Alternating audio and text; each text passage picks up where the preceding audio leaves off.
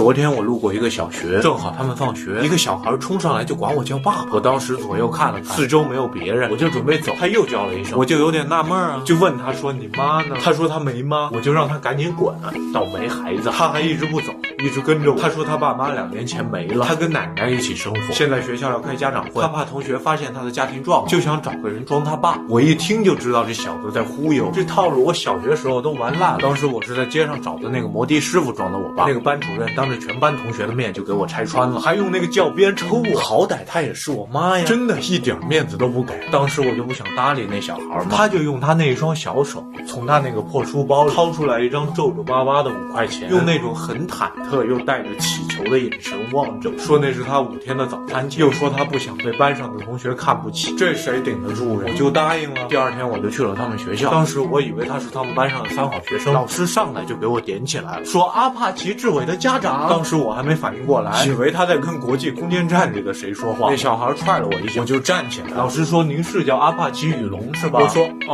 他说：“我想问您一下，床前明月光的下一句是什么？”我说：“疑似地上霜。”当时不知道哪个缺德的家长带头鼓了个掌，全班都开始欢呼了，就很没素质，你们知道吗？然后那老师就问：“你知道阿帕奇志伟写了什么吗？”我不知道呀。他说他在每一题的横线上都把那个题目抄了一遍。我当时就觉得这倒霉孩子很天才，就很想笑，但是我的身份又不允许我笑。这种时候其实回个表情包是最好。我实在是不知道说什么，就说了句牛逼。那老师当时气急败坏，就使劲拍那个桌子，问我平时是不是都这么教育孩子。我说平时主要是您在教。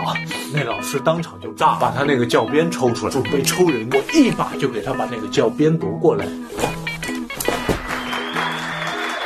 儿时的梦想，你们知道？当时不知道谁家倒霉孩子多说了一句：“他俩长得一点都不像。”阿帕奇志伟一下子就慌了，那个老师也开始起疑心了。我当时还沉浸在折教鞭这种错位的复仇快感里无法自拔，很膨胀。我就把那个桌子一掀，往讲台上一站：“阿帕奇志伟不是我儿子。”当时整个教室都安静下来了。我说：“从今往后，不论大人小孩，你们谁要是敢欺负他，就跟那根教鞭一样。”当时我感觉全世界的逼都让我给装完了。后来班主任一个电话打来了阿帕奇淑芬，就是阿帕奇志伟的奶奶。阿帕奇淑芬叫来了阿帕奇雨龙和他的媳妇，也就是阿帕奇志伟的爸妈。他们对我的仗义相助表示了感激，并同时报了警。警察勒令我退回5块钱的赃款，要求我在全校升旗仪式上向老师道歉。那一刻，我觉得我仿佛还是当初那个少年，没有一丝丝改变。